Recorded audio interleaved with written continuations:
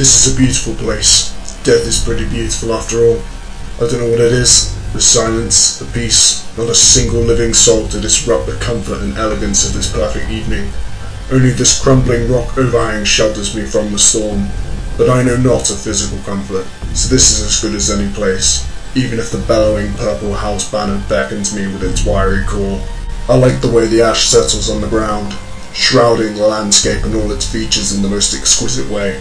People told me how their lips stung with the bitter cold in this place. I don't really know what that means. It's pretty hard to relate to others that are so vague. I'm not the curious type either. I don't ponder or query. I just observe, but not to enjoy or to understand, but to admire the emptiness. I recall the warfare, but not from this requiem. A dark mist shrouds my memory. I only remember the sun fade beyond the dark zenith that struck the stars, the red that bloodied my hands, and the lives I stole. I wonder if I'll ever find it again.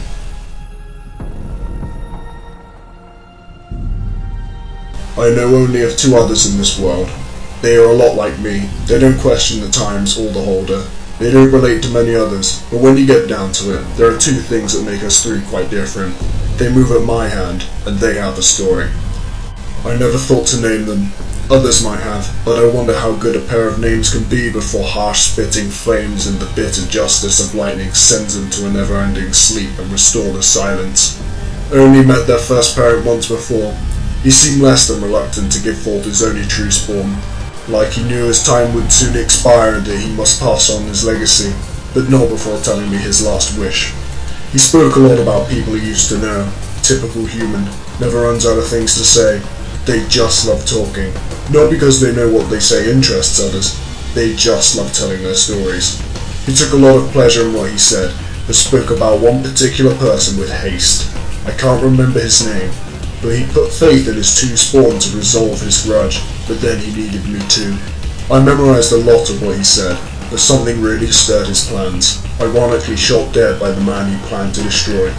It was difficult to hold on to information when you are being stared down by the man who just shot down your mentor. The way he stood in the doorway, cutting off the light that never seemed to be there before. Now, I don't understand why many people do the things they do, but I could see why someone would not get along with this one. He confidently gripped his weapon. It was certainly like nothing I had ever seen before, but as it stood, he had one, I had two. It didn't take much thinking to calculate how dead he wanted me, so I pressed to deter him. Twin barrels crackled in a vicious act of power, raining a volley towards him.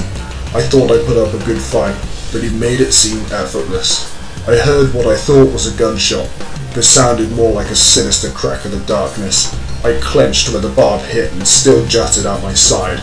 I didn't feel what others call pain, but I felt it drawing something out from inside me, something I needed to survive.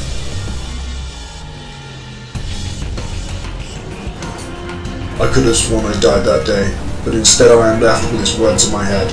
One day we will meet again. Next time it will be a match fight. I continued on, and knew I had to fulfill a task for my two new companions. They weren't yet ready.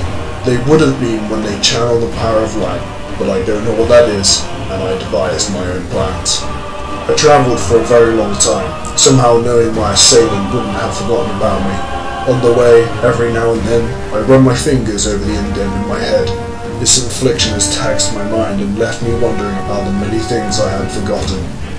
I don't realise the meaning of concepts people use, light and love, ambition and achievement, but I know death, I know pain, and I know command. It must be the reason I find myself tirelessly going on without any real motive in mind. The pain I know must be different to others, however. When I see lives slip away, burning on the outside from fire and energy, they splutter their words in the most cumbered fashion. Pain to me is a million forgotten thoughts in the back of my mind shouting for a soul to hear them. Only in the silence does it turn to a whisper. The silence is all I ask for, but so much gets in the way. It's why I have found it so hard to depart from my only two friends, for they spit raw power to subside angry calls of blazing rifles, break down the echoes and bring the silence. So how does it all end? I ventured a pretty long way to bring forth the true potential of my two companions. It may not have been the intended infusion of light, but an infusion of fire and energy makes more sense to me. The engines of destruction. What more could be expected from a weapon? There is one voice in my head that shouts louder than any other. Somewhere in this world is a man, black at heart, hated by all. He waits for me, and I can't wait to bring the silence.